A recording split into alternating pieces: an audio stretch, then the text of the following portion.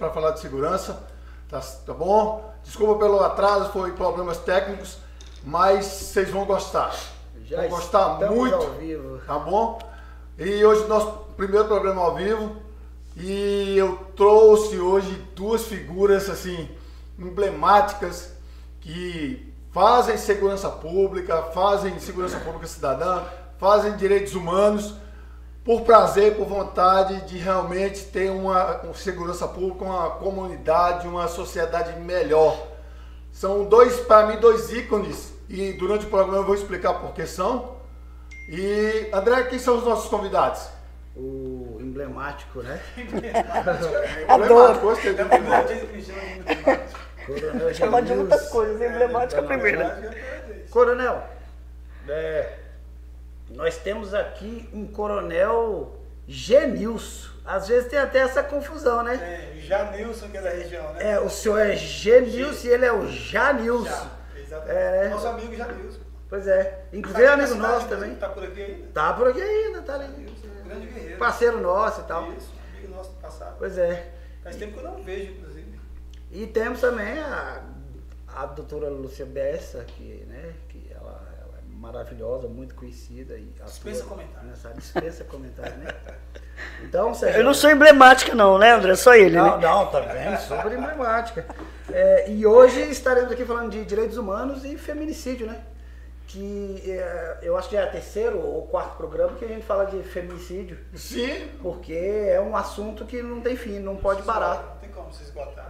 Não se esgota e trouxemos aí hoje esses dois especialistas, né? Ao vivo aqui para falar sobre esse assunto, sobre prevenção, sobre estatística, sobre tudo. Vamos falar sobre um monte de coisa. Sim, André. Né? E, gente, para começar, assim, eu queria já fazer essa primeira pergunta, que é a pergunta-chave.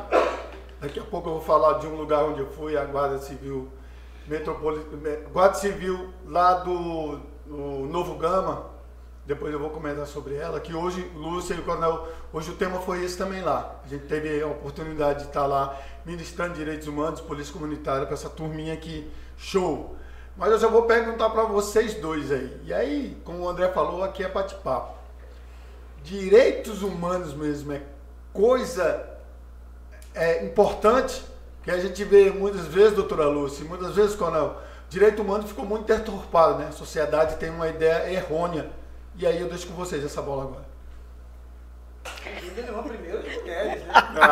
Olha só. Eu adoro. Eu quero cumprimentar meu querido amigo, parceiro de vida, parceiro de luta, Serjão. O Serjão, o nome faz jus, inclusive a complexão física dele, mas é muito maior do que o coração desse rapaz. É um menino que a gente ama, que a gente tem um apreço muito grande. E o André certamente não será diferente, porque Serjão só anda com gente boa. Então, eu quero... Vocês dois estão aqui. Né? Nós estamos aqui, né? É verdade. Então, quero cumprimentar você também, André, e dizer da nossa satisfação em estar aqui, né, da nossa felicidade em estar aqui. E Genilson é o amigo da cidade, né? Genilson é um amigo dessa região, amigo do Distrito Federal, é uma pessoa querida, uma pessoa que tem trabalhos prestados a essa cidade, uma pessoa extremamente conhecida, uma pessoa do povo, verdadeiramente. E é uma satisfação poder dividir essa mesa com você, meu amigo. E eu quero mandar um beijo aí para todas as pessoas que estão nos assistindo agora e que vão assistir a posteriori e dizer da felicidade em estar aqui com vocês. O tema é um tema bastante necessário que a gente discuta, porque eu tenho dito, algumas pessoas que a gente tem feito algumas visitas institucionais, que eu estou na vice-presidência do Conselho de Direitos Humanos do Distrito Federal, e a gente fala sempre que direitos humanos, quando a pessoa fala, a pessoa é do direito humano, então já demoniza aquela pessoa, já acha que nós estamos ali para ficar... Os direitos dos humanos. O direito dos humanos, né? Mas o direito humano e os direitos humanos, ele é um estudo e é o fundamental na vida de cada ser humano. É aquilo que norteia toda a nossa existência. É aquilo que norteia todo o caminhar do ser humano neste país e no mundo, não é? Então, direitos humanos é o direito essencial e fundamental de vida, que é o direito maior e fundamental, o direito à saúde, o direito à educação, o direito a uma saúde que não escolhe quem vive e quem morre, não é? A uma educação inclusiva, né? Os direitos da população LGBTQIA+, os direitos das pessoas idosas, das crianças. Então, direitos humanos é direito do humano, não dos humanos. Que bacana. É verdade. Não, e a partir desse conceito, não há dúvida de que a reprovação, ou a deturpação, ou o entendimento equivocado, realmente, como eu estava lendo um especialista, ele falando, se você não compreender o direito, muito provavelmente alguém não explicou direito. Olha só que frase, hein? Não é verdade. Simples assim. Né? Então, normalmente nós trabalhamos com especialistas, né, doutora? Então, se ele está te explicando errado e você não está compreendendo, está explicando errado. Então, direitos humanos, como ela mesmo disse, a partir do principal direito à vida, todos os outros, por correlação. Então, a gente tem, assim, para nós que somos policiais, né, Sérgio, é mais complicado ainda. Acabei nem dando boa noite a todos. Obrigado pelo convite, porque o tema já estiga, já te puxa. Sim. Então, agradecer demais o convite, Sérgio, André, toda a bancada, o pessoal da técnica e a doutora, que é sempre não só uma satisfação, vai ser sempre uma aula. Tá, sim, doutora, meu Deus do céu. Né? Humildemente a gente está aqui. Vamos ouvir a doutora. Lógico, evidente. Assim, realmente é um equívoco que nós temos a frase mais forte, que mais caracteriza o equívoco dessa visão é bandido bom é bandido morto. Então, na verdade, o que tem ali é o quê? É a expressão do direito na essência. Todos têm direito, por isso são direitos humanos. Nós estamos falando de outro grupo, estamos falando dos humanos. Então, se você é humano, você tem direito. A ideia é essa, simples assim. Você sabe, Genilson, isso me fez lembrar, fizemos agora há pouco, recentemente, uma visita à comandante Ana Paula, aquela mulher excepcional, né? A nossa comandante aqui da Polícia Militar do Distrito Federal. E quando nós fomos fazer essa visita, no primeiro momento eu já digo logo, falei, olha, nós viemos aqui para dizer que nós somos o Conselho de Direitos Humanos do Distrito Federal, o conselho que dialoga.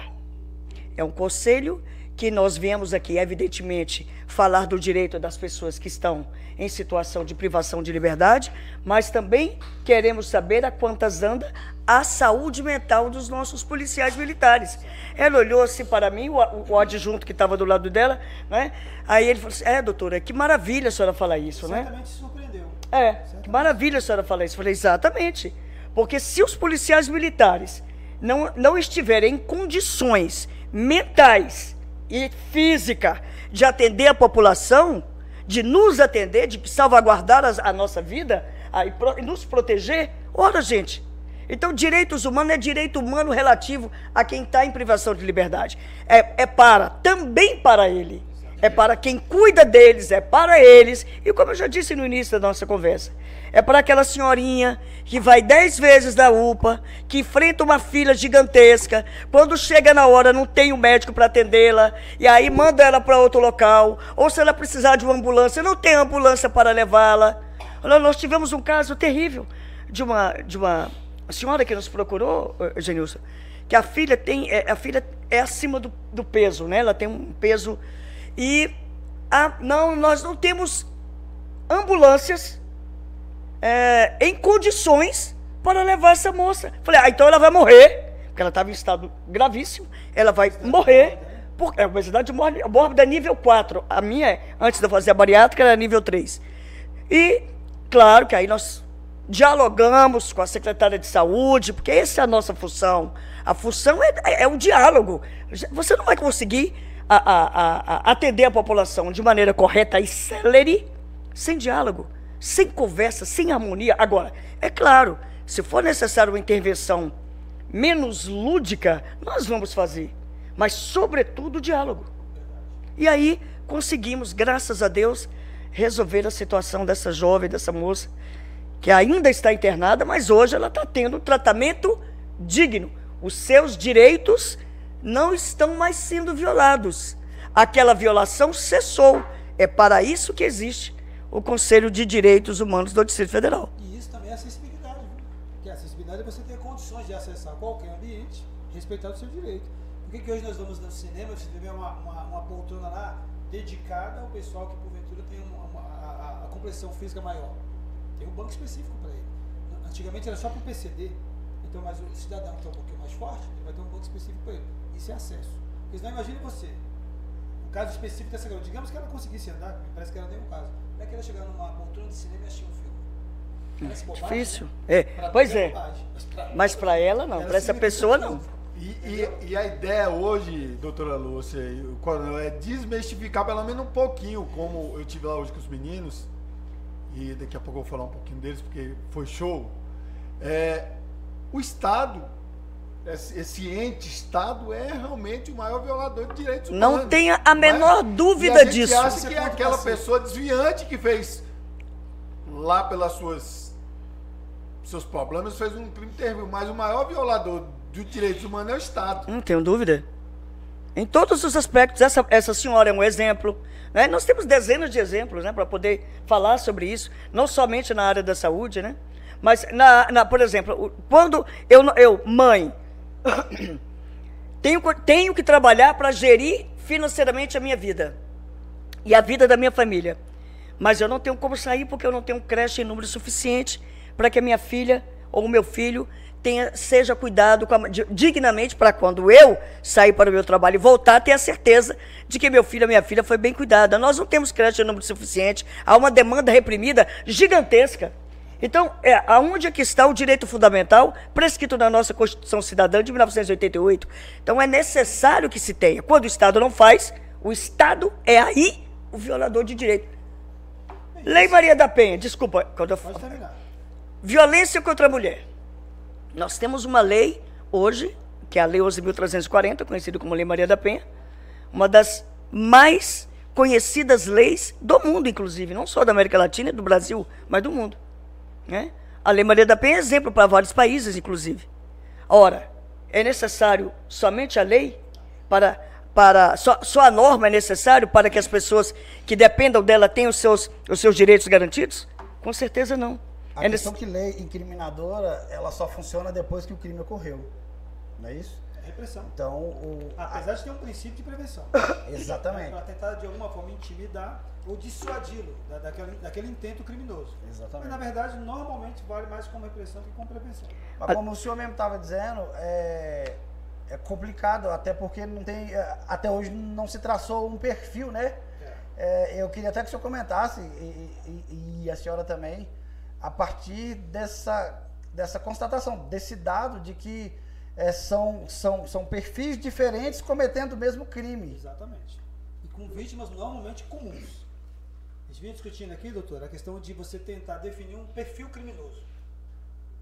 Você não pode fazer igual Lombroso, feminicida, que é o estudo Lombroso, mais antigo, muito bem. A teoria lombrosiana. Mas eu estava lendo a respeito, né, a partir de criminal profiling, que é você determinar o perfil criminoso.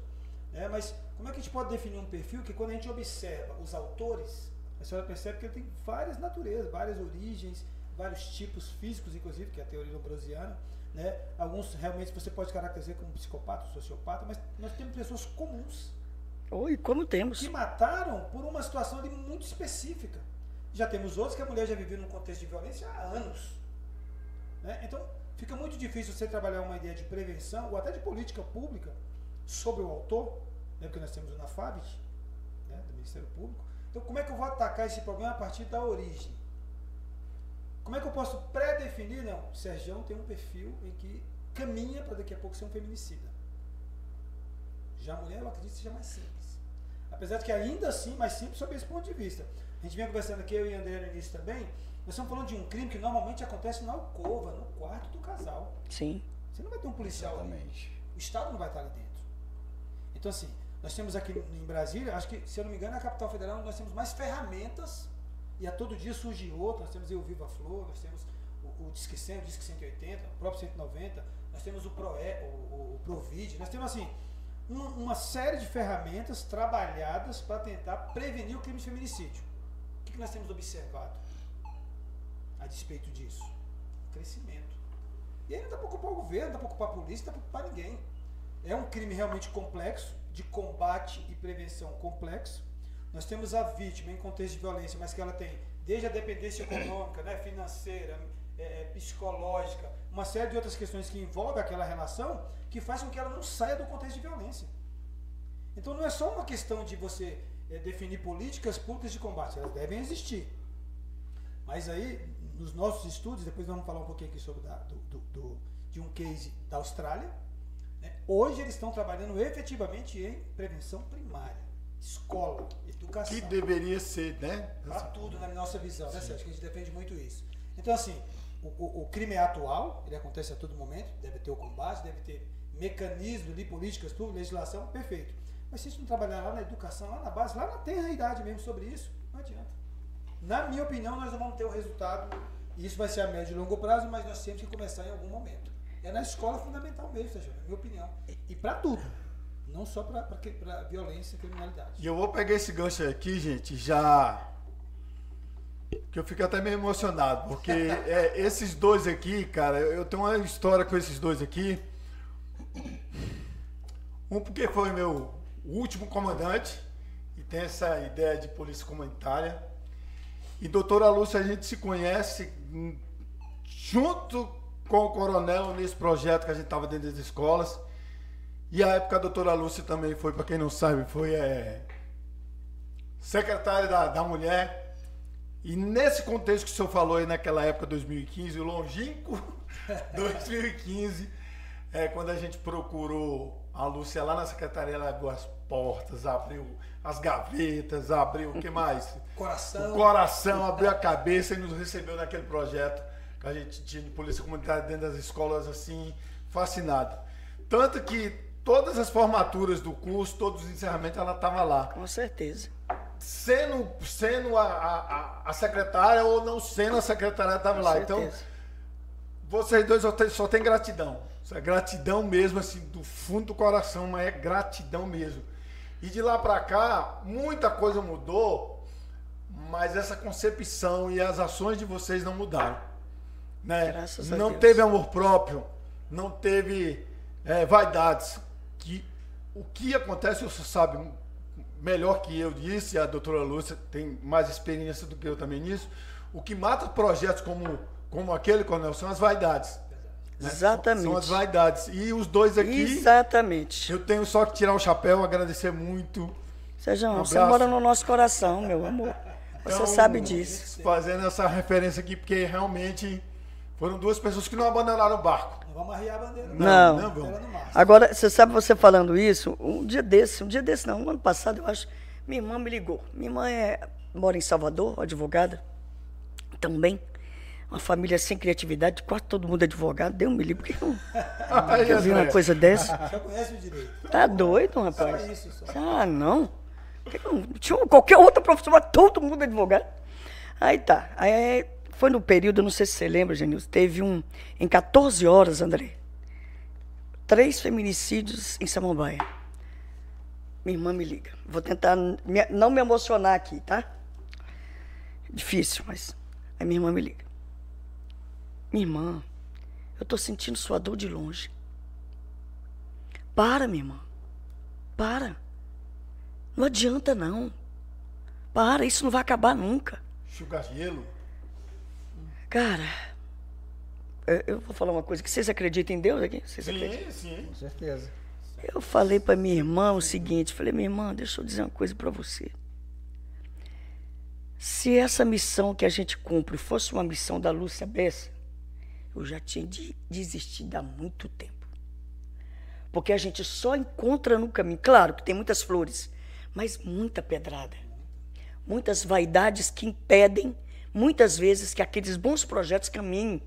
Muitas vaidades. Isso não pode ser pessoal. Não pode ser pessoal. Pronto, você falou tudo. Aí eu disse para ela, irmã, essa missão não é minha. Você que é uma pessoa que é temente a Deus, minha irmã, você sabe que isso aí é uma missão do alto. E aí, as forças são renovadas dia após dia. Há quantos anos que a gente luta nisso, Genilson? E a gente nunca desiste. Porque a luta não é nossa. Né?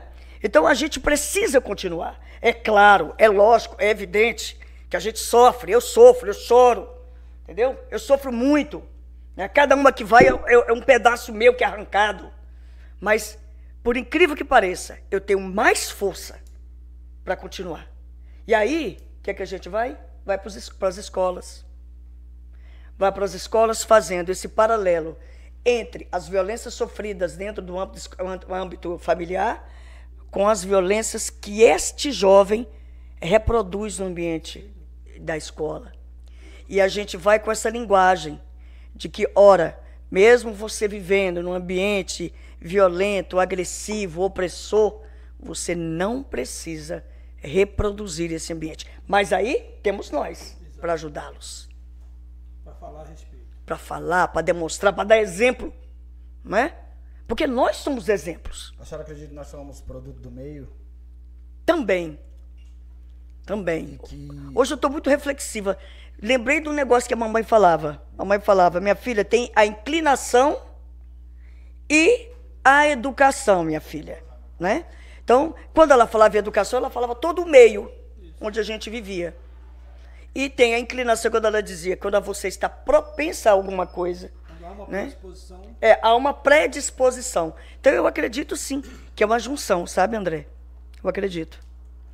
Muitos jovens que vivem... Quer dizer, doutora, que você não pode modificar isso. É claro, claro, com certeza. Porque quando fala em creio firmemente você nisso. Vai receber todas aquelas informações do meio. Então, virão essas, mas também virão essas. Mas aí É o que ela falou. Se a inclinação for para essa, é muito provável que você caia nessa vala aqui.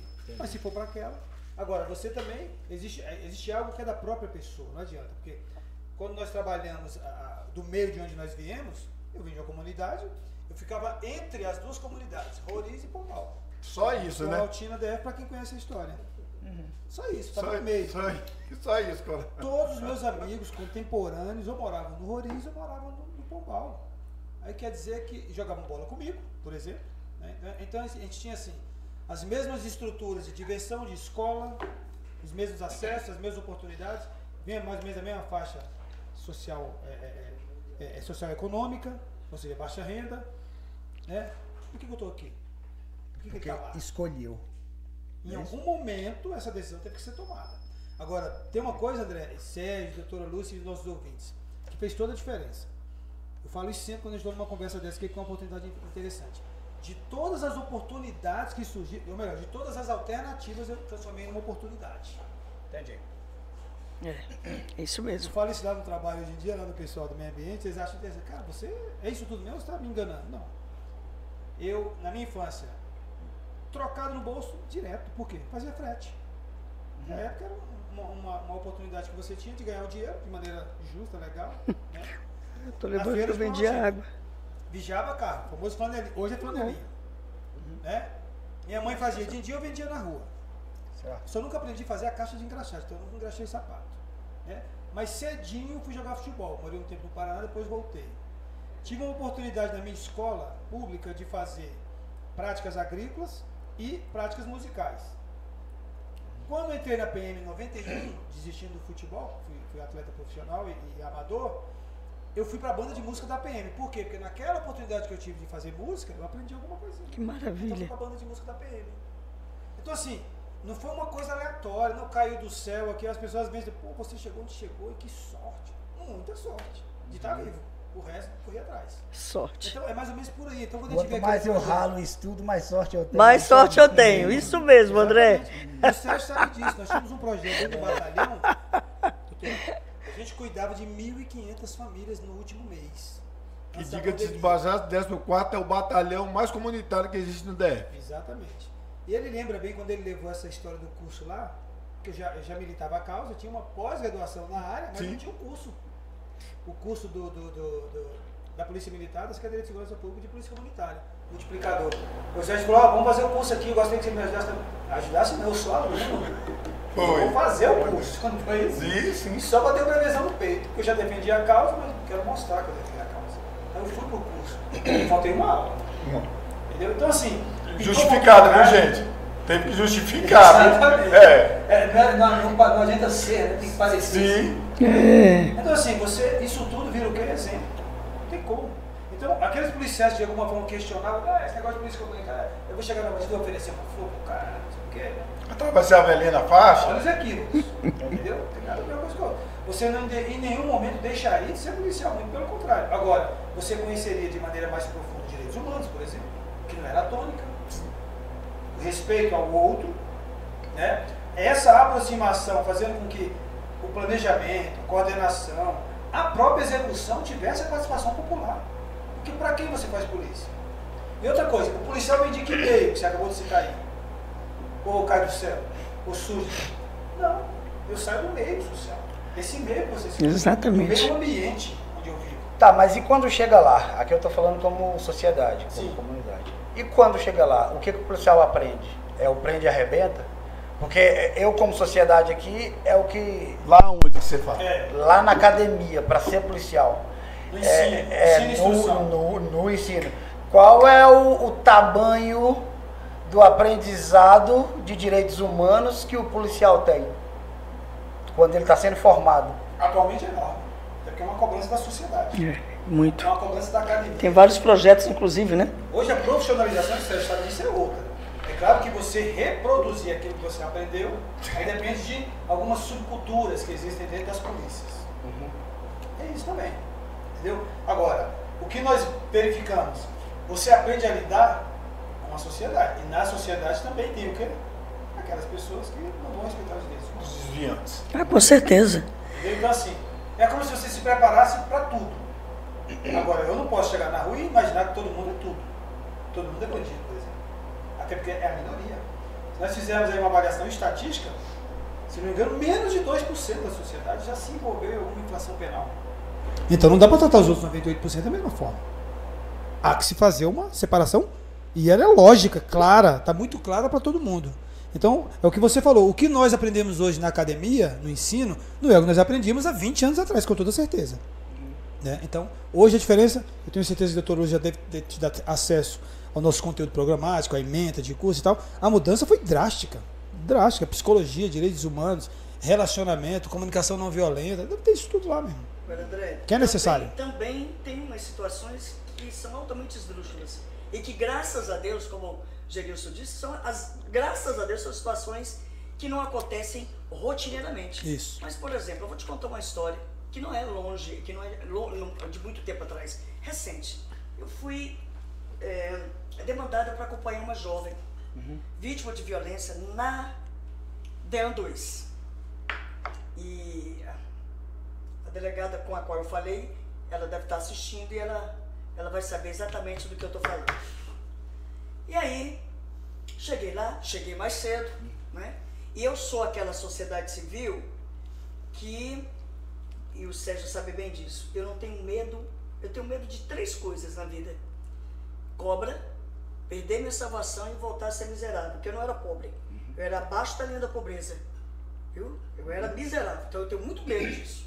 Pelo amor de Deus, papai, não deixa eu contar isso. Não é à toa que você tem esse medo. E aí, cheguei lá na delegacia, cheguei mais cedo para poder verificar como é que as outras mulheres que estavam ali estavam sendo atendidas. Sim. E aí tinha 3 pessoas atendendo, 2 homens e uma mulher.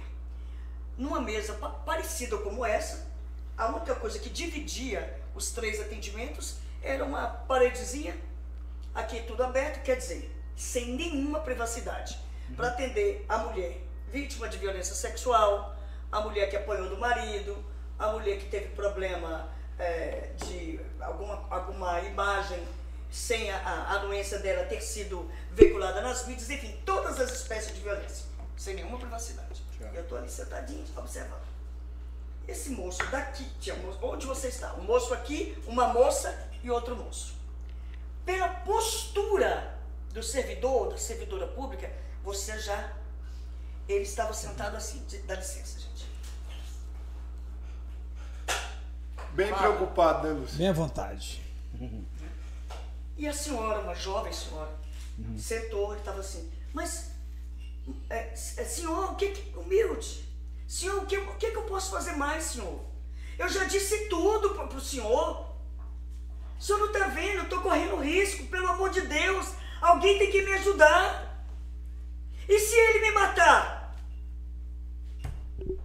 Resposta desse servidor público, numa delegacia especializada de atendimento à mulher, há mais ou menos uns 8 meses atrás.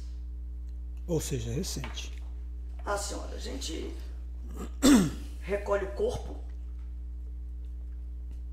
e prende o assassino. Eu vou repetir. Na lata, sim, Lúcio. Ah, senhora, a gente recolhe o corpo e prende o assassino. Eu, ouvindo aquela frase, Na hora eu tive que agir, mas depois eu fui refletir. Muitas vezes, Genilson, essa frase foi muito simbólica. Muitas vezes, e muitas vezes mesmo, é assim que o Estado nos trata. Com esse total desrespeito. Quando acontecer pior, quando acontecer de você, sua vida ter sido ceifada, aí a gente enterra você e prende o assassino. Ou seja, todas as outras violências que precedem o feminicídio, para o Estado, em muitas situações, não tem importância. E é por isso, amado, querido amigo, que muitos feminicídios acontecem. E eu digo sempre, em todas as mídias que eu vou, em todas as reportagens que eu dou, o feminicídio é um crime evitável e previsível. Porque se eu tenho violências que antecedem esse feminicídio, se eu já recorri à polícia, então quando eu recorri, eu deixei na mão do Estado a minha integridade. Não só física, como as demais. E aí, até hoje essa frase, eu não esqueço dela. Imediatamente, falei, não vou brigar com esse moço, né? Não vou falar nada com ele. Imediatamente fui na delegada. A delegada titular não estava, falei com a delegada adjunta. E ela disse, doutora, e a senhora pode me dizer quem é? Falei, óbvio. Ele. Ela me disse, pasmem. A senhora não é a primeira pessoa que reclama. Então agravou mais de problemas. A primeira pessoa já estava sabendo. Pensei que estava buscando uma solução, mas a coisa é mais grave do que eu imaginava. Então, gente, o Estado reconhece um problema, ele reconhece uma situação de extrema vulnerabilidade daquela pessoa, ele sabe que o seu serviço, porque aquele servidor é preposto do Estado, aquele servidor está ali, não prestou condizentemente, diligentemente, humanizadamente aquele serviço, e ele continuava ali, no mesmo espaço, no mesmo lugar. Mas doutora Lúcia, eu conversava e converso muito com o coronel. Essa desprogramação que a gente tem que fazer com o policial ou na segurança pública, nós somos formados ainda, e aí é a minha opinião, para só agir depois do fato. Parece que a prevenção que a gente tanto prega e realmente não dá voto. Você falar, mensurar a prevenção não dá voto. Então, as polícias, e aí é uma visão minha, elas ainda estão naquela ideia de eu vou trabalhar somente nas consequências e não trabalho nessas causas. Que, como a senhora falou, se tem essa prevenção, se trabalha essas causas, não só feminicídio, mas eu acredito que a grande maioria dos crimes, eles são evitáveis. São. E só para voltar um pouquinho aqui, quando o coronel falou do nosso projeto lá do curso, pasmem, quando eu falou isso, os caras falaram, não foi, eu falei, foi o último curso em Planaltina que a gente fizemos no espaço, aonde, coronel, você lembra? Na UNB. Na UNB. Na verdade, fizemos questão quando deram a oportunidade, né? Porque Sim. tinha a possibilidade de ser no próprio batalhão, não era melhor local, né? Mas quando as portas se abriram da UNB, não foi, é o local ideal. De todo na mundo falou academia. que, coronel, o que é que vocês vão fazer na UNB? Exatamente. Vocês estão doidos, são inimigos, mas como inimigo? Policiais dentro da UNB, como assim e tal? E cria aquela ideia do passado, vem à tona aquela ideia. Eu falei, não, como assim? Vem toda essa... E hoje o reitor não, se não me engano, é diretor do campo. Sim, diretor do campo. Planaltina, né? Acho que não é reitoria, não. Reinaldo é amigo nosso. E depois dessa etapa nós íamos fazer aonde, o senhor lembra? Nós íamos fazer no MST, o senhor lembra? Isso. Essa proposta para a gente levar, só que aí as vaidades falaram mais alto. Esse curso de promover essa aproximação da polícia com todo mundo, como a senhora falou, que direitos humanos é para todo mundo, se é preto, se é branco, se é LGBT, se é o cara do movimento sem terra, para todo mundo, mas só que as vaidades falaram, opa, aí não. E parece, né, Coronel, que as instituições, elas têm essa, assim, eu vou dar um curso de promotor de polícia comunitária, onde vai ter relações interpessoais, onde vai ter mediação de conflito, direitos humanos, mas para algumas instituições parece que elas não querem, como é que eu posso dizer? Elas parecem que, não, vou passar minha fraqueza para eles, não. Isso é o contrário, não é Exatamente. isso? É isso, doutor Ana Lúcia? Exatamente. Quando a comunidade toma posse daquela ideia, da forma como se trabalha, é muito mais fácil. Esse entendimento de polícia, esse entendimento do operador de segurança pública. A senhora falou sobre prevenção. Aí agora eu vou botar fogo. Formação de caráter. Vem de berço. Como é que fica a escola militarizada nesse contexto? Por que eu falei Botafogo? Porque as opiniões se dividem muito, né? E aí? Lugar de polícia é onde que é lugar de polícia? Para mim, lugar de polícia é no quartel.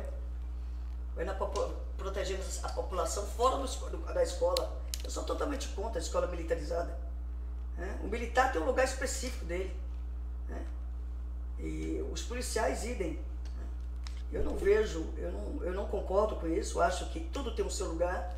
Escola é lugar de professores, coordenadores, educadores. É isso.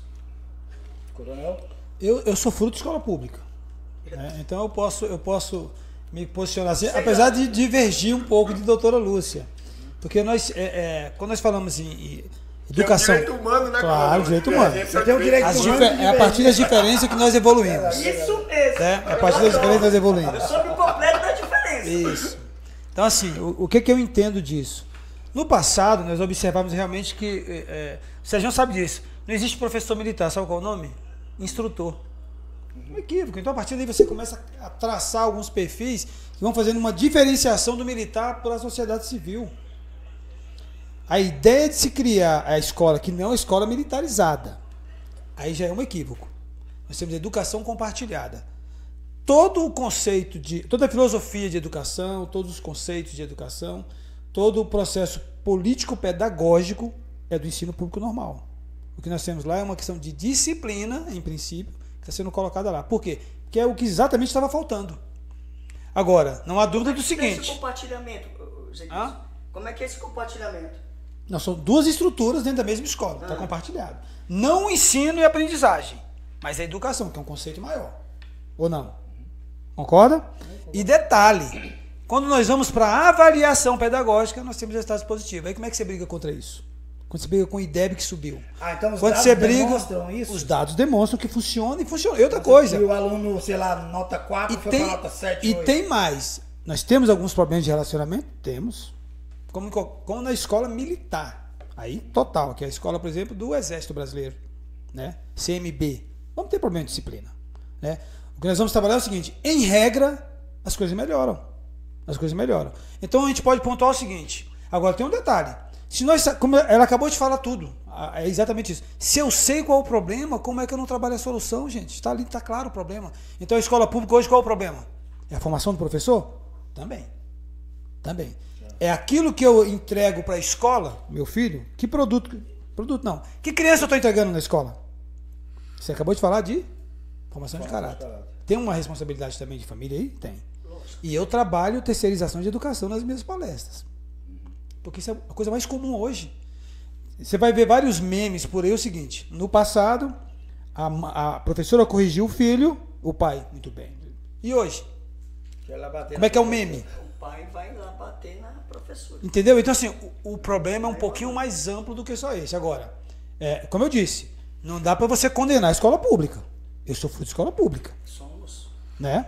Então, assim, agora, é possível esse compartilhamento nesse formato, que ele seja aprimorado e tal? Eu acredito que sim. Uma coisa não exclui a outra. Agora, a minha resposta aí, eu sou fruto de escola pública. A escola militar ou militarizada ou compartilhada são exceções, tanto que não é o produto total. Pontualmente, nós temos escolas. Em Planaltina, ao menos, que é o que eu conheço melhor, resolveu. Nós tínhamos a escola 3, que é o primeiro exemplo de escola compartilhada em Planaltina, que era violência pura. Eu fui um dia lá à noite lá para falar sobre prevenção à violência. Eu olhava assim, rapaz, pede para alguém ficar lá fora, lá me fardado. Aquela foto que você colocou no fly, eu estava lá, nessa escola. Então tinha uma questão de violência muito arraigada lá naquela comunidade. Né? E como é que foi feito? Foi feita uma pesquisa junto à comunidade. Vocês querem? Queremos. Não vemos mais outra solução para esse caso específico. Não foi para todas as escolas. E obteve resultado. E obteve resultado. Tanto ela quanto a mais nova agora, que é aquela que era a nível federal, que hoje quem toma conta é o Corpo de Bombeiros. Ou seja, aquelas no DF que eram federais foram transformadas em distritais, estão tomando de conta e tal. E entrar, conhecer para ver o resultado na prática.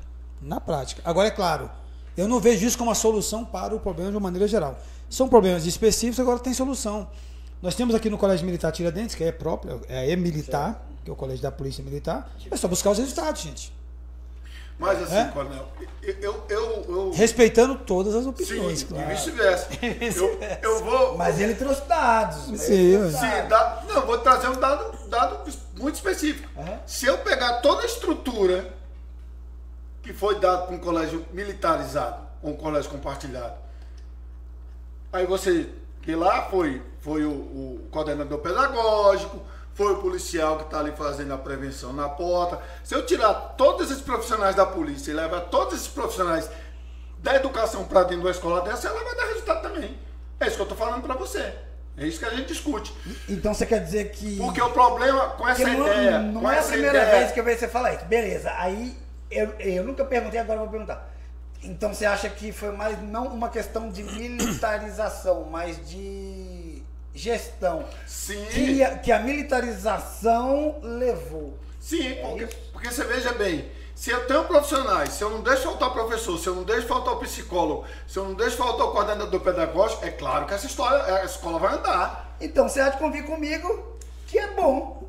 Mesmo tendo sido levado pelo militar, foi bom. Não é bom no contexto que ela foi colocada. Me disseram quando a escola pública, e aí se eu estiver errado, Lúcia e o coronel, dizendo que essa proposta que ia melhorar a segurança pública. É outra história. Por quê? Porque quando o aluno e o professor saem de lá, não vai um policial, não.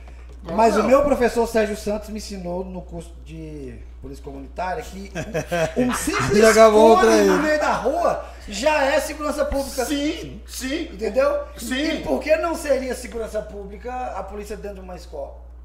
Porque o métier do policial é outro, é isso que eu estou falando para você. O crime, André, ele não acontece dentro das escolas, ele é levado. O coronel sabe disso, que ele fez parte desse projeto. Dona América Guimarães, o coronel foi um dos gestores lá, era comandante, nós tiramos só uma parada por lá de fora. Tinha uma parada na frente da escola, o senhor lembra disso, parada de ônibus, que todo dia era assaltos. O coronel fez uma gestão lá na CEMOB, coronel? CEMOB tirou a parada, bicho, acabou provavelmente de insegurança pública daqueles assaltos. Então você precisa do operador de segurança pública dentro da escola para levar essas palestras, para contribuir agora. Até porque a cultura organizacional da polícia é muito diferente da cultura organizacional de uma comunidade escolar. Totalmente deixa eu ver diferente. se eu entendi. Tinha uma parada de ônibus Na frente da escola. que tinha muito assalto na escola ou na parada? Na escola, porque estava de frente da escola. Ah, tá. Não, então beleza. Você Aí tirou a mudou o parada ambiente. e deixou... Tirou não, mudou A parada de a local. parada de ônibus. Acabou os assaltos. Não, beleza. Então isso leva a crer que não é a escola que está precisando disso, é aqui fora. Nesse contexto que a escola militarizada foi criada para melhorar a segurança pública. Para mim não melhora, porque o crime não está dentro da escola. Mas assim, a disciplina e a referência de um policial, ela é importante. Eu repito sempre, eu lembro até hoje do Cabo Cardoso. Lembra do Cardoso? Sim. Não sei nem. Só Quem a gente foi o Cardoso? tá por aí. Eu lembro eu criança, ele soldado na porta da escola naquele tempo. E até hoje eu lembro o nome dele e eu já passei dos 40. E aquilo pra mim foi uma... Faz tempo que o senhor passou de 40, não? Pois é, não, faz pouco tempo. Faz pouco tempo. Mas no caso do Cabo Cardoso, no caso de outros policiais, naquele momento ele não estava levando essa organização, essa cultura organizacional que nós queremos implantar dentro da escola. É isso que tem que ser. Eu entendi, mas ele estava lá. Sim, mas Você ele estava se lá, sente- mas não sabe? estava querendo levar essa cultura organizacional. Eu não sei se funciona esse tal da segurança aqui. Como é que é? Sensação de segurança. Sensação de segurança. Mas eu tinha esse troço aí. Sim, porque o policial é imprescindível também. Eu estava lá. Só que é o seguinte, quando você fala assim, Manual. Por favor, participe. Sim. Não, Daqui a pouco a entrevista eu e o André. Exatamente. Eu quero fazer umas perguntas aí também. Exatamente. Mas quando você fala assim... Vamos melhorar. Depois que sai da escola, o policial não pode acompanhar. Mas isso é em qualquer lugar. Depois que você sai da delegacia, o policial não pode acompanhar. Depois que você sai do batalhão, sabe? Você não tem um policial específico para cada cidadão ou para cada grupo. Então, de qualquer forma, a segurança ela tem que ser assim, tem aquela mancha lá que eu até discordo, mas talvez seja a única forma, que a mancha é dado e dado é número. Então eu espero primeiro manchar para depois ir lá resolver. Então, isso para mim não é prevenir, né? Mas enfim, tudo bem, mas é igual ir para a igreja. O maior projeto social que nós temos no mundo, eu acho, mas eu quero citar aqui o Paranoá e Itapuã. Com juventude é a tal da Sara Nossa Terra. Todo sábado e domingo, quase 2.000 jovens escutando Jesus é amor. Ele poderia fazer, nem que depois que ele sai pra lá, ele vai delinquir, mas tem alguém falando assim, pô bicho, o caminho não é legal esse aqui, é aquele lá. Entendeu? Então isso é um projeto social muito bacana. Não tem como depois que a pessoa vai embora, você ir atrás, né?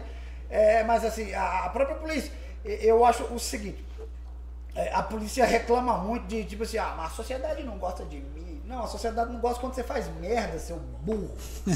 E você não é de porcelana, deixa de manha. A sociedade gosta de você sim. E eu bato, né? Eu gosto da polícia. Eu não gosto do seguinte. Se o bandido faz alguma coisa ruim, você já espera isso dele. Do policial, não. Do policial você espera o que você esperou e achou um absurdo o que aquele policial falou. Você não entende? Então, a razão de existir do policial é proteger. Então, se ele dá uma cacetada em alguém, então ele quebrou a segurança. Então, ele não deveria quebrar.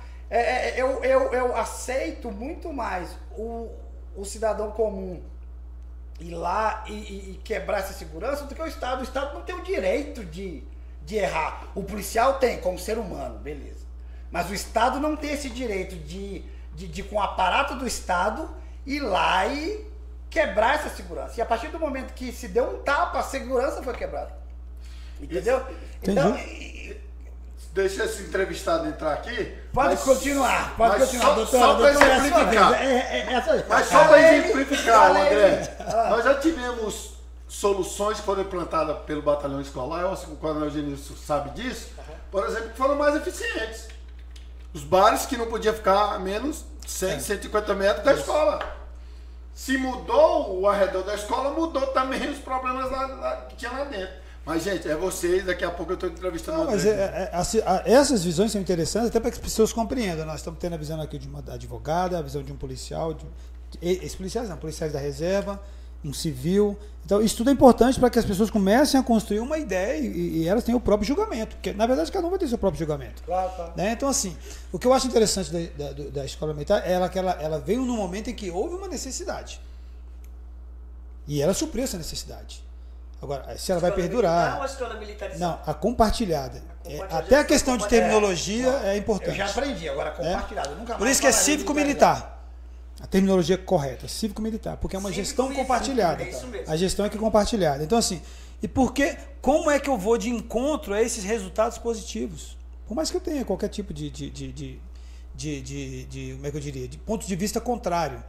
Volto a repetir, eu sou fruto da escola pública, o que quer dizer que ela tem sim a sua relevância. Eu vou discutir com você com mais profundidade, porque eu não tenho esses dados aqui em mãos. Agora, o que me faz crer é que a escola com a gestão compartilhada cívico-militar não agrada nem os professores, nem a direção desse colégio, porque eu tenho conversado com vários, porque o projeto Educação para a Paz, ele caminha em todas as escolas. Isso. Né? Cultura de paz. Não agrada por vários motivos. Agora, se existe, e eu acredito que o senhor está me dizendo, se existem dados, né, dados estatísticos de melhora de qualidade de vida da comunidade escolar, aí é outra coisa. Agora, eu acho que policial não tem, o militar não tem que compartilhar uma gestão escolar. Um centro de ensino, uma unidade escolar, quem tem que gerir são os profissionais da educação. Essa é a minha ideia. Eu vou classificar de uma outra forma, acho que não deveria, mas infelizmente teve que ir por uma necessidade específica e sustentada por uma pesquisa da própria comunidade que disse, não, nós queremos.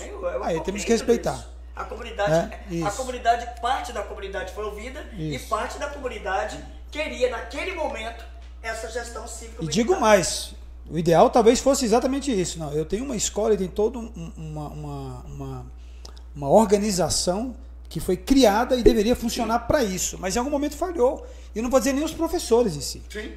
Né? Não vou dizer nem os professores em si. Aí é uma pesquisa um pouco mais aprofundada. As razões pelas quais aquela escola estava naquele contexto é mais complexo. Mas nós vamos entrar, inclusive, em falhas do próprio Estado. Genilson, eu tenho essa mania de ficar refletindo lá atrás. Eu fico pensando o seguinte, querido. Mais daquilo que o André bateu muito aqui na tecla e Sérgio também. Nós estamos sempre olhando aquilo que já aconteceu, ou seja, nós nunca estamos na prevenção das violências. O problema é muito mais sério, muito maior, né? Sim. Então, por exemplo, aquele jovem que vai para a escola e que quebra o carro da professora ou do professor, que bate na sua companheira de sala, que mete um tapa na cara do professor, dá um chute, enfim, tantas coisas nós já tivemos. Né? Vamos ver como é que é a vida desse jovem ou dessa jovem no âmbito da sua casa, no âmbito familiar. Vamos ver como é que esse jovem é tratado ali dentro. Né? Possivelmente, muito possivelmente, há um replicar de violência. Muito possivelmente. Muito possivelmente esse jovem, essa menina, pode estar sofrendo abuso sexual, exploração sexual dentro do seu próprio lar, que normalmente, e todo mundo já sabe disso, isso é praticado normalmente por alguém muito próximo, alguém da família. Os números dizem isso? Os números dizem isso. E eu nunca esqueço uma experiência que nós tivemos com uma jovem por aqui, nessa região, onde nós fizemos uma dinâmica lá e ela foi relatando as coisas que estavam acontecendo e as lágrimas caindo. E eu pude perceber pelo gestual dela, pela emoção dela, a flor da pele, o que essa menina estaria sofrendo na sua casa. Então, assim, nós temos que parar de apagar fogo, né? Nós temos que parar de enfrentar, de só enfrentar e combater. Sim. Isso é obrigatório mesmo. Nós temos que enfrentar, nós temos que combater. Nós temos, sobretudo, que prevenir as violências. E é claro, alguém falou aqui, vocês dois falaram, educação nas escolas. Isso é fundamental. O projeto que vocês tinham, que a gente sempre apoiou, olha os frutos desse projeto. Eu acredito que até hoje, olha aí, até hoje vocês estão recebendo os frutos desse projeto. Olha o projeto que a gente tem dentro do meu instituto, que é o Instituto Viva Mulher, Direito e Cidadania, que é o Educação para a Paz. Há anos que a gente faz isso e nós temos, meu Deus, olha, é emocionante quando você chega num colégio como eu fui lá no SEM, eu não vou lembrar o nome, lá do Gama. Quando eu cheguei, a diretora falou assim, doutor Lúcio, eu quero pedir desculpa à senhora. Eu falei, mas como assim? É que nós recebemos, assim, os alunos mais problemáticos para a senhora. Eu falei, ué, mesmo? Obrigado. Desse que eu gosto. Desse aí que eu gosto. O auditório lotado. Quando eu entrei, era um abraçado com o outro lá, era outro no celular, outro gritando, subindo na parede, xingando, confusão, briga. Gente, quando nós começamos, e você deve ter 1000 experiências para contar sobre isso, e você também, quando nós começamos, André, respeitando cada um, o seu tempo, a sua fala, o seu modo de vestir, de sentar. Gente, olha, eu saí de lá, é aquela história, né, Genilson, a gente tem muitas adversidades na vida da gente, mas os frutos e os perfumes que a gente vai recebendo vai renovando a força da gente. Exatamente. Eu saí de lá, o resultado foi tão positivo, gente. Mas tão positivo que eu bato nessa tecla. É preciso até pouco para você chegar no cerne da questão. Você não precisa de muito. Basta você entender essa problemática e você se colocar no lugar desse menino, dessa menina. Sabe? E você se colocar à disposição também da direção, da coordenação, para levar os profissionais multidisciplinares, né? Porque a gente leva esses profissionais hoje. Hoje a gente já tem condição de fazer isso. Eu vou mais além quando você fala que aquele menino pode estar reproduzindo a violência que ele sofre em casa. E aí a gente começa a pautar o seguinte, então quem são esses pais? Você começa a avaliar o filho, mas aí você pergunta, quem são os pais? Isso. Aí quando você pega os pais, eles são fruto dessa mesma vivência do filho. Ou seja, os pais dos pais também não tinham o que oferecer. Pô. Não. Você não dá o que você não tem. Não. Então, a coisa é um Não pouco mesmo. mais complexa do que a gente imagina. Né? Só que o tema principalmente, o objetivo é violência contra a mulher, é a formação de caráter. E eu estou diante de um ex-comandante de polícia e uma ex-secretária da mulher. E aí, e suas instituições, ó, botando fogo de novo, o que fazem ou o que fizeram? Que tipo de contribuição essas Tem instituições... muita coisa para falar. Tem, nossa. Quantas horas esse ou podcast? Contribuíram?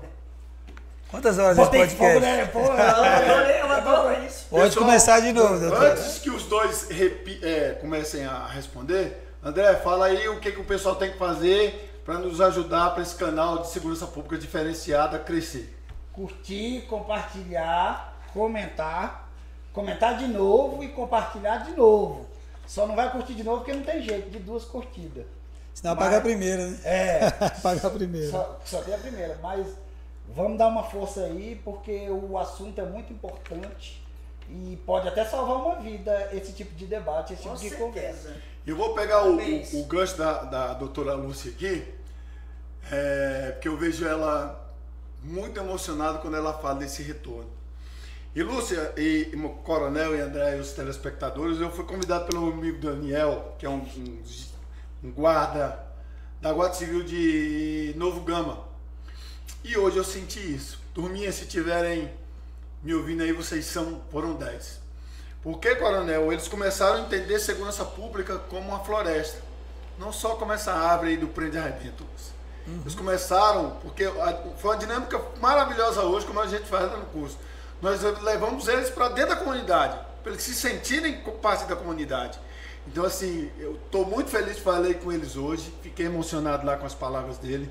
E é muito gostoso, Lúcia, você saber que você foi para essa missão e a missão foi cumprida. E uma dignidade às pessoas e os futuros profissionais de segurança pública que estão lá, Coronel. Inclusive o senhor já está convidado, a Lúcia também, para a gente pensar esse ciclo de polícia comunitária lá com eles. É de uma grandiosidade tão grande depois que eles entendem o que é segurança pública, que ela é muito facetada. E não é só o policial que tem, né, obrigação. Claro. Que o artigo 144 tem que ser cumprido mesmo, tem que chamar o resto da comunidade para ver o pai, né, a família, o comerciante. Então, gente, vocês são demais. E eu até recebi esse certificado, vou até mostrar para vocês, com muita alegria, com muita satisfação. Acho que não dá para focar aqui, mas está escrito o seguinte, e eu faço questão porque eu fiquei muito orgulhoso de receber. Sérgio, certificado em agradecimento ao instrutor Sérgio Antônio dos Santos, em nome da turma, doutor Ricardo Balestrelli, viu, Coronel? Fraco não. Tem que trazer ele para cá. Pesado. Pela brilhante aula administrada sobre o tema importantíssimo nos tempos atuais. Polícia comunitária, segurança cidadã e direitos humanos. Tá? Pelos alunos do primeiro curso de formação da GCM de Novo Gama. Então tá com uma duração de 20 horas, foi 2 encontros que a gente tivemos lá. Então, pessoal, foi uma satisfação estar com vocês aí. E com certeza outros profissionais como esses aqui que a gente está trazendo, a gente vai perturbar eles aqui para ir dar um palestra para vocês aí. Então, agradecimento de coração mesmo a vocês que me receberam tão bem aí. Mas você quer refazer a pergunta? Ou... Não, já está claro.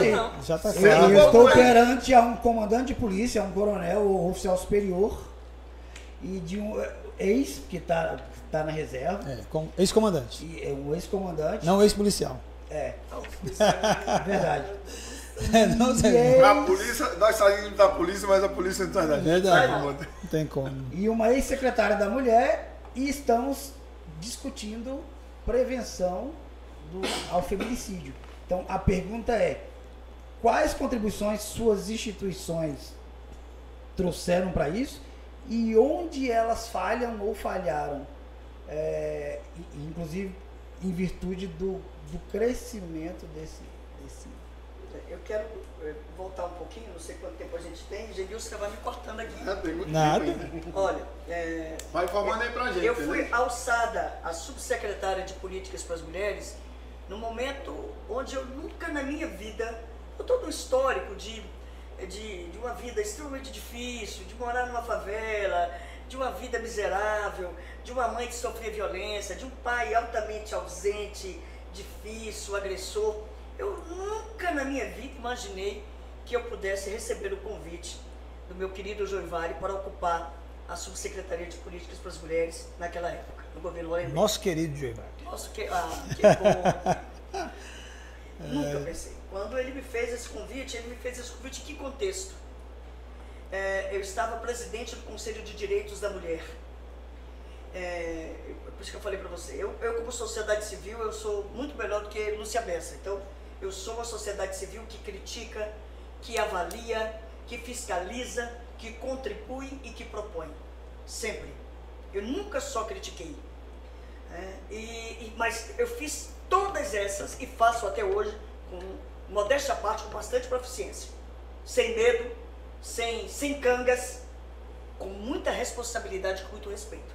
Mas nunca me omiti.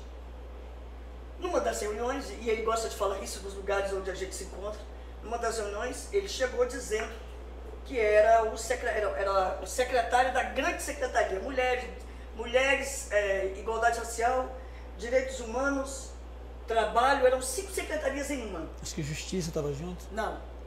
Acho que é uma das poucas que não estava na Justiça. Tiraram de lado. Trabalho, olha só. Trabalho. Era Sedeste Mit, então. Era Sedeste, pronto. Era a famosa Sedeste Mit. Trabalho. Ainda tinha a desenvolvimento social. Isso. Era uma Por isso que eu confundi com Justiça. E aí a gente estava numa reunião, quando ele chega se apresentando como secretário e pedindo para participar da reunião de Conselho de Direitos Humanos, e Conselho de Direitos da Mulher. E eu, na mesma hora, disse: o senhor não me representa, não representa as mulheres do Distrito Federal. É inadmissível um secretário de mulheres, mas esteja à vontade para participar. E ele, sempre muito educado e muito gentil, conheceu o trabalho que a gente estava desenvolvendo com o Distrito Federal.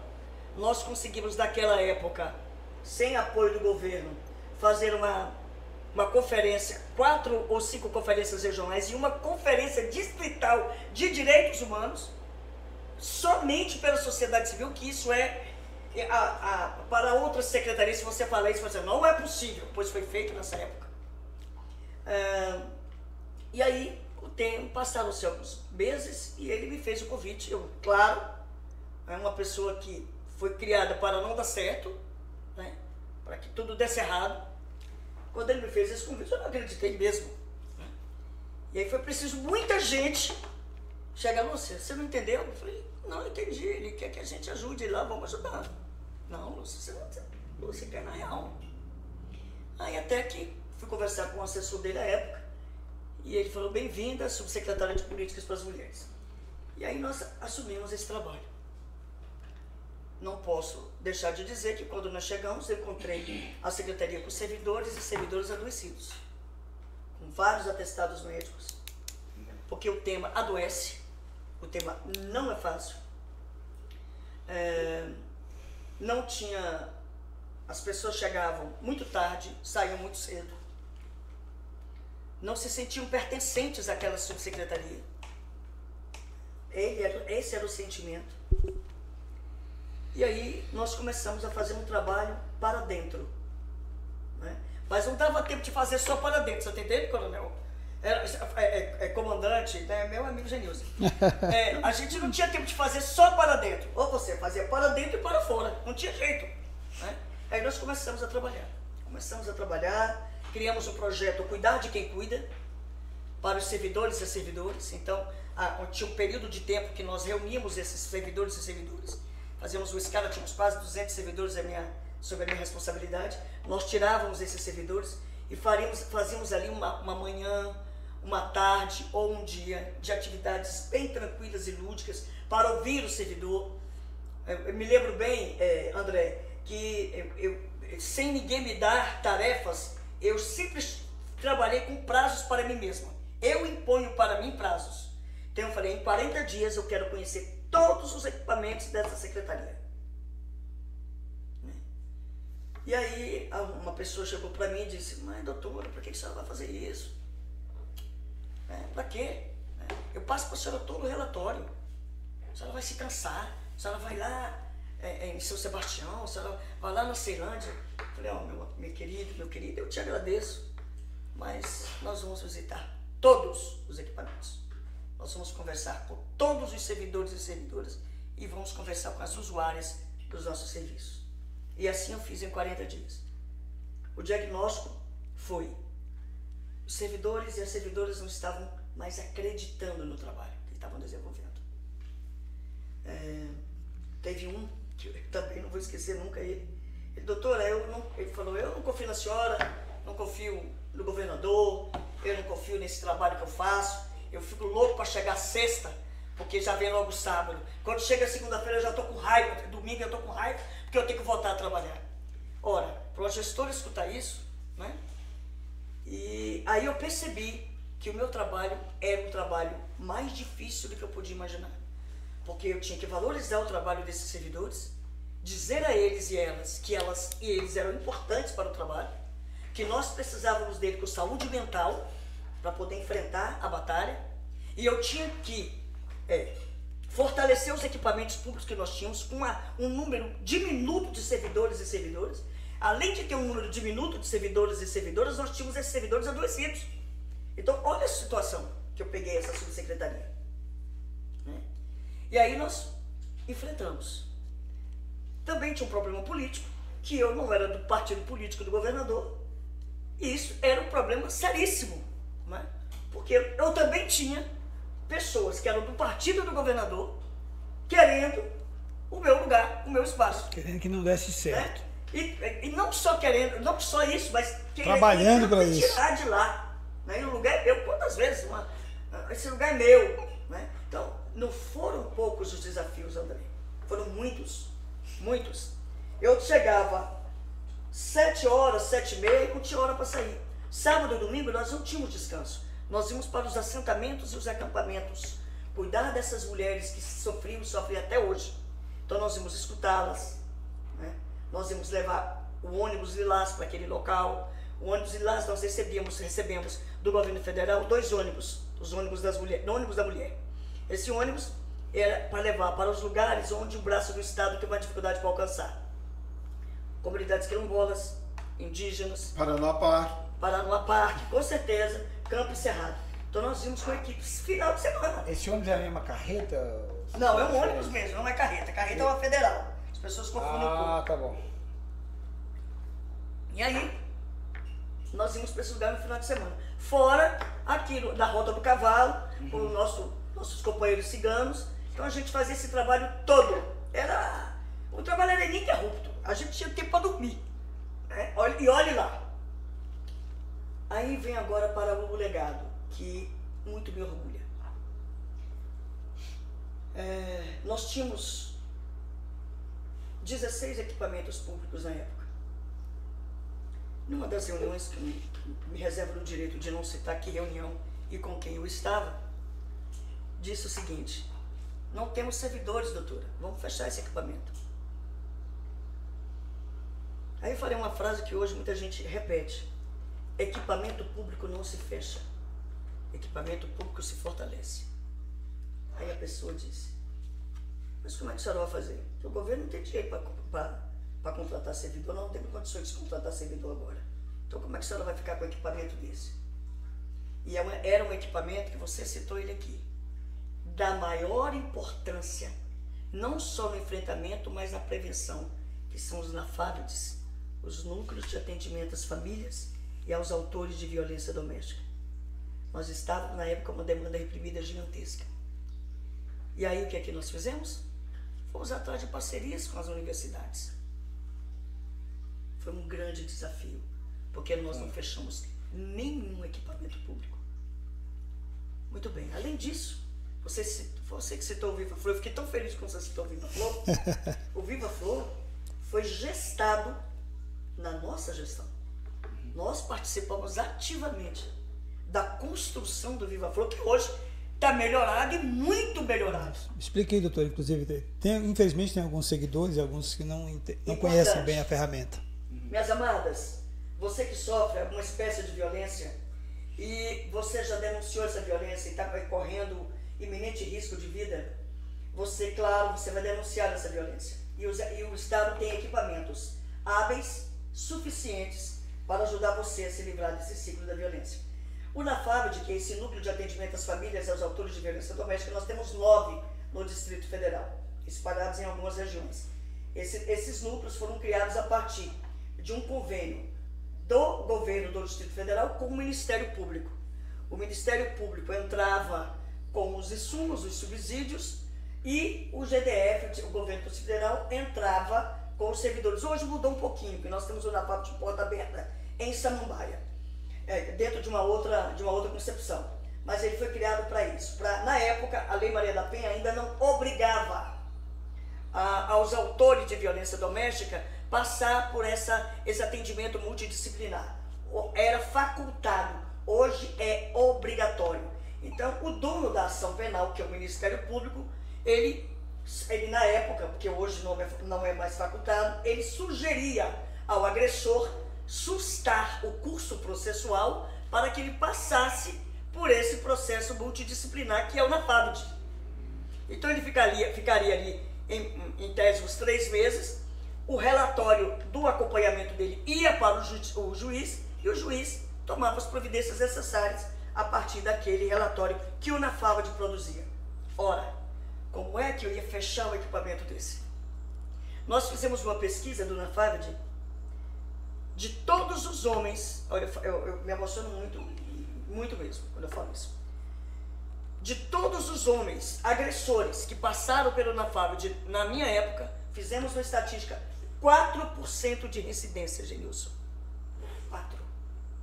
Vou dar um dado melhor. Em Planaltina, dos 346 casos atendidos, só não lembro se foi 18 ou 19. Nenhuma reincidência. Olha aí. Pra ver como a ferramenta funciona. Como fechar um equipamento desse? Dentro do Provid. A partir do Provid. Isso foi um grande desafio para a nossa subsecretaria, né? E aí nós conseguimos continuar com todos esses serviços. Bom, falando Viva Flor. Aí, minha amada, se você sofre alguma espécie de violência e denuncia, lá, hoje, olha como está melhorado. Eu vou dizer como era e vou dizer como é hoje. Antes, você, quando o processo era formado, a ação penal já estava tramitando, o juiz escolhia, porque só o judiciário podia fazer isso, o juiz escolhia, dentre os casos graves, os mais graves, para que essa mulher pudesse ter um equipamento, um dispositivo eletrônico, um celular, com um aplicativo chamado Viva Flor. Tinha uma florzinha do aplicativo. Você clicava e você, em georreferenciamento, esse homem que estava ali próximo a essa mulher sofrendo daquela iminente violência, a polícia militar furava a fila e atendia essa mulher. Prioridade. Prioridade máxima. E excelente. Muito bem. Hoje, não é mais esse aplicativo Viva Flor, não é mais ao arbítrio do judiciário. Quando a mulher vai na delegacia, né, dependendo da situação, do grau de periculosidade da situação em que ela vive, já é ofertado o equipamento na delegacia. Ora, isso é uma grande evolução. E o Viva Flor, minha amada, salva vidas. Esses projetos salvam vidas. Por isso que é importante a denúncia. É por isso que é importante que nós não nos resignemos na violência que sofremos. Além desse projeto que foi gestado na nossa gestão, Tá tudo certo. né? Nós fizemos vários convênios com várias entidades. Nós temos um equipamento da suma importância, que é a Casa Abrigo. A Casa Abrigo, André, é uma casa segura, uma casa onde a gente não pode declinar o endereço. Que as mulheres vão quando estão em iminente risco de morte. O agressor está solto e ela não tem outro lugar para ficar. Então ela vai para a Casa Abrigo. E a Casa Abrigo também, amada, você não precisa pedir. O Estado tem a obrigação de oferecer a você. O servidor daquela delegacia que você for, DEAN 1 ou DEAN 2, DEAN 1 Asa Sul, 204 Sul, DEAN 2 Centro de Ceilândia, no prédio da 15ª Delegacia de Polícia, o servidor já oferece, ele tem a obrigação de oferecer a você condições para que você se livre desse iminente risco de morte que você está sofrendo. E a Casa Abrigo, infelizmente, hoje a capacidade não é muito grande, é necessário que tenha uma capacidade maior. Agora, era importante que essa casa não existisse, né? E que todos os agressores estivessem cumprindo, né, a lei, né? Tendo a contraprestação devida para que essa casa não existisse. Mas é necessário que ela exista. Se é necessário que ela exista, ela tem que ser cuidada. Os servidores têm que ser humanizados, sensibilizados, como nós fizemos esse curso à época. Então, André, também nós tivemos essa sensibilidade de continuar bem com todos esses equipamentos. Além disso, na Casa Abrigo, a mulher vai para lá com seus filhos, mulher sem limite de idade, homem com limite de idade de até 12 anos. É um problema sério. Porque se a mulher tem 2 filhos, um com 13 e outro com 14, como é que essa mulher vai ser atendida? Não temos hoje no Distrito Federal um local para essa mulher ficar, Gilson. Infelizmente, uma limitação aí da própria política pública, né? Exatamente. Coronel, o Provide entra muito nisso que a doutora Lúcia está falando, né? Eu amo o Provide. Sem dúvida. É uma das ferramentas que eu ia citar, né? Como, eu diria, de atualização ou adaptação das ações da Polícia Militar no que diz respeito a esse crime. E o Provide é o Programa de Prevenção à Violência, orientado à violência doméstica.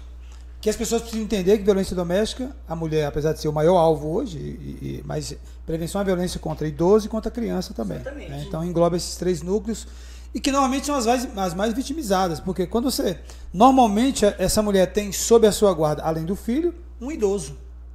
Então é um crime quase continuado. Então a gente tem muito isso quando a gente chega no local de crime em que o cidadão matou a mulher e se matou, normalmente tem uma criança ali desamparada. Olha o tamanho do problema.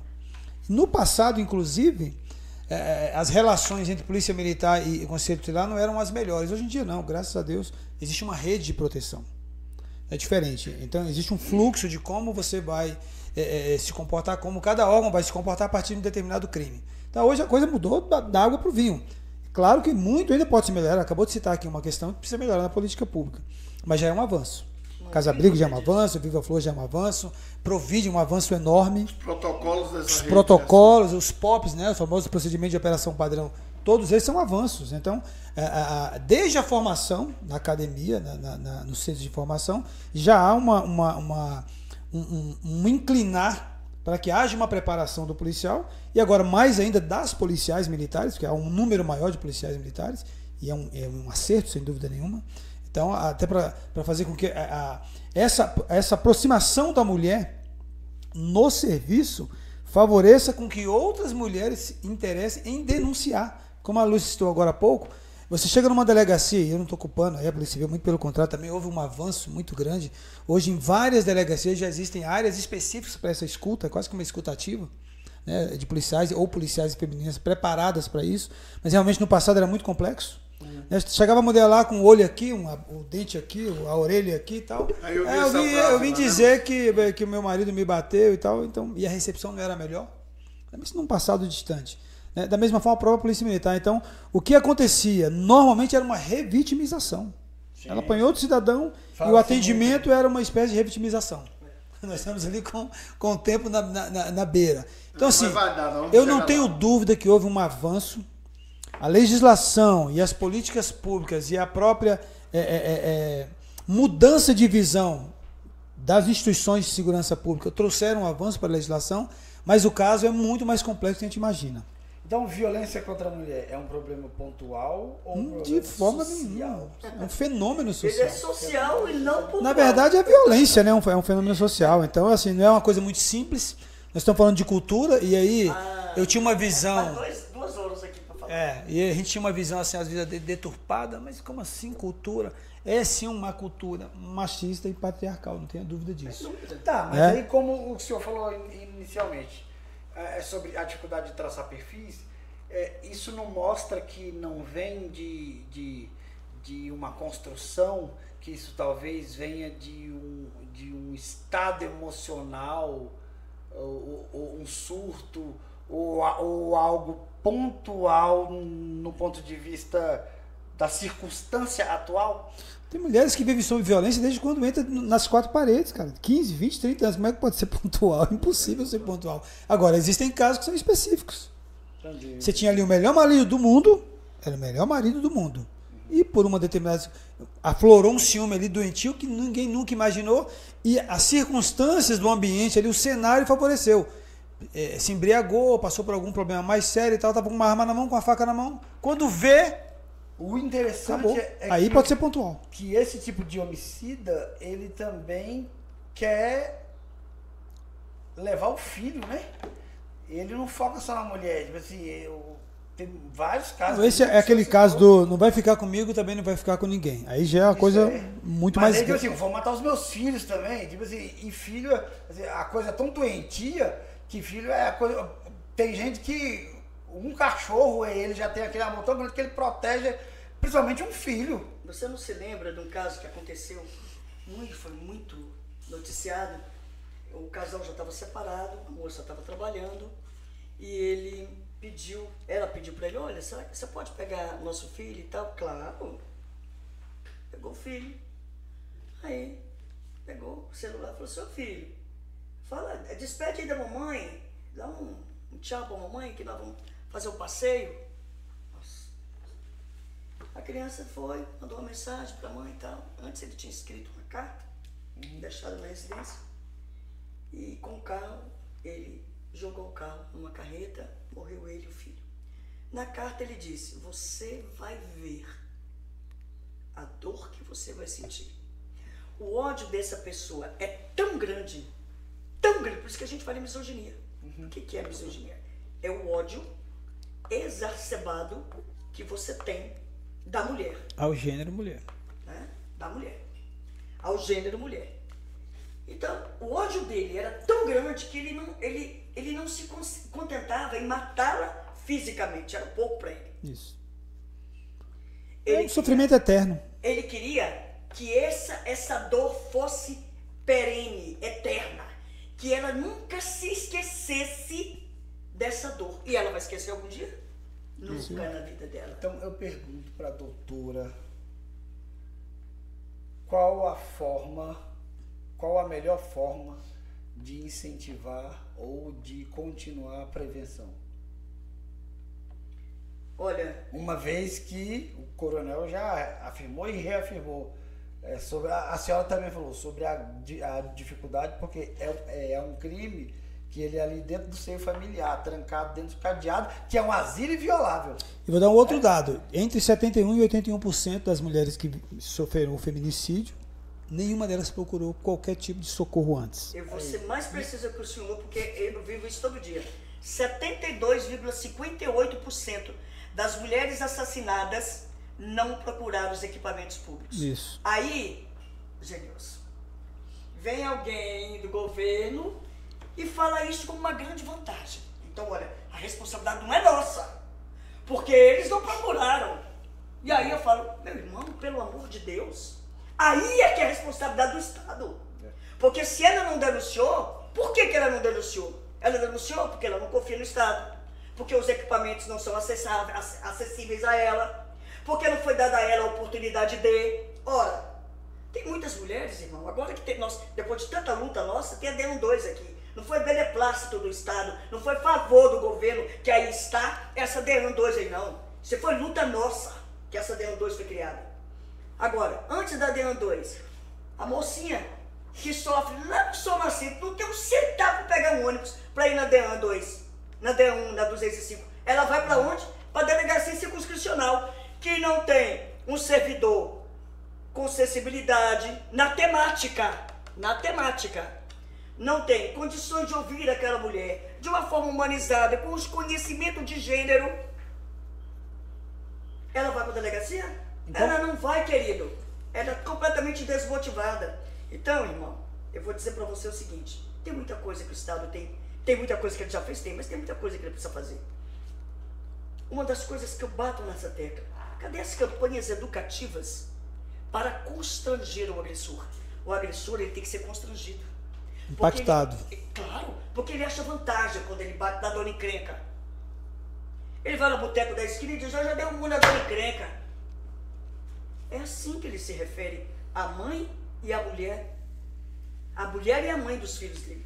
Então é necessário uma atitude mais incisiva do Estado. Eu sei, o Genilson está certo, é um crime muitas vezes praticado dentro de 4 paredes, onde o Estado não vê, mas o Estado não vê o praticar do crime. O Estado pode ver e deve ver os sinais, os gatilhos. E outra coisa, doutora, o que antecedeu. O feminicídio naturalmente é o ato final. É o ato final. Então tem uma série de outras situações que antecedem a isso. E não só o Estado, aí eu vou dividir a responsabilidade. As pessoas também que estão ali circulando aquela mulher que está numa condição de violência também precisam ser preparadas para a denúncia. Lembra aquela brincadeira? A gente sempre fala sobre isso. Em briga de marido e mulher não se mete colher. Se você não meter a colher, companheiro, ela vai morrer. Concordo plenamente. Então, pessoal, vocês verem aqui que nós temos programa para assunto aqui para 10 programas. Já passou, Sérgio? Já, está quase acabando ali o nosso tempo. Eu quero agradecer o coronel, quero agradecer a doutora Lúcia. Para mim foi um prazer escutar vocês, a gente sempre aprende, como o senhor falou, vocês dois são os palestrantes assim que dá vontade de ficar aqui a noite toda, né? E os senhores já estão convidados a voltar mais vezes.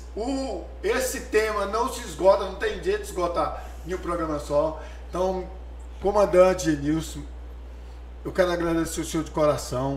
Doutora Elizabeth, minha amiga, de coração, muito, muito obrigado, tá? Agradecer aos internautas, agradecer ao meu co-host aqui, o André, já estava cutucando ele aqui, mas não eu nem se vi esgota. Passar o tempo, eu não vi passar o tempo, mas, tão interessante que tá. Pois é, mas não se esgota aqui esse programa e os senhores já estão convidados. Eu queria ver as considerações finais de vocês. Não. Entendeu? Eu agora? Não, tá certo. Ela passou para mim, você viu que Sim. É gentileza total. Eu que agradeço, cara. Para mim, realmente, o tempo passou voando. Eu não me senti em nenhum momento afrontado. O André brincou, né? Aqui pega fogo. Nada disso, foi um papo agradável, né? Mais uma vez, aprendendo com a doutora Lúcia. Ela sempre É uma professora. esteve com a gente na SEMA lá. As pessoas falam dela até hoje, né? Da palestra que ela proferiu lá para os nossos servidores. Então foi bacana demais. É o que você falou. Isso aqui também é processo de alguma forma de multiplicação de conhecimento. Levar para as pessoas um conhecimento que e talvez no dia a dia ela não alcança e tal. Eu não tenho dúvida que isso aqui, como ela disse, alguém disse aqui, salva a vida. Alguém ouviu lá, peraí, então eu poderia fazer isso? E outra coisa, procurem Disque 100, Disque 180, 190, todos esses canais hoje estão à disposição das mulheres ou de quem queira fazer alguma denúncia, isso é importantíssimo. Então isso previne, isso reprime, mas isso salva vidas. Então as pessoas têm que estar antenadas nisso. E que a gente possa multiplicar essa ideia. Esse aqui é um único canal. Né, que a gente possa multiplicar essa ideia de levar para as pessoas informação. Aquilo que eu disse. Se está aprendendo errado, alguém está ensinando direito. Não está ensinando direito. É por aí. Verdade. Minha amiga, doutora Gente, Lúcia. olha, primeiro vocês dois, né? Esse aqui eu já aprendi a amar. Você, Curou até a gripe, viu, doutor? Curou a gripe. tá bom? Curou a gripe. Então, vocês dois, queridíssimos, né? Amantíssimos, só agradeço aqui demais a oportunidade de estar com vocês. E o Genilson, ele é tão doce, não é? Sim, mas... Tá escutando a minha dona Patrícia? Que ela tá assistindo. Minha esposa. Abraço! Patrícia, é um doce esse rapaz. Né? Até o modo como ele se posiciona nos dá prazer de ouvi-lo. Então, obrigada, meu querido. Obrigada a cada um de vocês. Nosso presidente Flávio tá mandando um abraço para vocês também. Tá lá, ó. Fazer uma roda com ela, uma hora, viu? Saudade demais de você. Não me abandona, não. Olha, nossos projetos estão encaminhando, viu? Estão encaminhados. E olha, eu quero sugerir que já uma pauta. Sim. Quero sugerir que a gente faça um dia aqui, e até simule, se for o caso, dando informações de todos os serviços e equipamentos públicos que estão disponíveis para as mulheres em situação de violência. Importante, muito importante. Anotado. Porque eu digo, normalmente o Estado falha na falta de informação, porque tem muito serviço, Exato. tem muita coisa.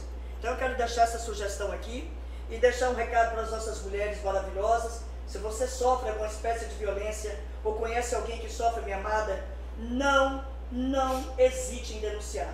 A denúncia é um gesto de amor a você e quem você ama, não é? E eu digo sempre que o agressor, ele se fortalece no meu silêncio, no seu silêncio, no nosso silêncio. Então que nós denunciemos. Mas também eu tenho um recado para o agressor, né? Não é para todo homem não, é só para o homem agressor. O recado Só é o pro seguinte, covarde. olha aqui, ó. Deixa eu dizer uma coisa pra você, covarde. O braço da lei vai alcançar você. Pode até demorar. O braço da lei alcança você. Portanto, se eu fosse você, eu arremetia, ou seja, mudaria de rumo. Respeite sua mulher. Respeite sua companheira. Viva em paz. É melhor para você. Recado já dado. Com essas palavras, a gente termina aqui Muito o bem. nosso Comunidade Segura. De novo, abraço para vocês. Curtem a nossa página. Seguem aí o comandante Genilson, a doutora Luz @, comandante Genilson no o Instagram. André, tá bom? E a gente se encontra daqui a pouco com outro programa do Que Comunidade pode ser Segura. com os mesmos O convidados. nosso que podcast. Pela primeira vez eu gostaria que continuasse com ele. Segunda parte? Tô à disposição. Vamos levar Segunda pro parte, programa, né? diretoria. Segunda parte, o retorno. Tchau, pessoal. Obrigado.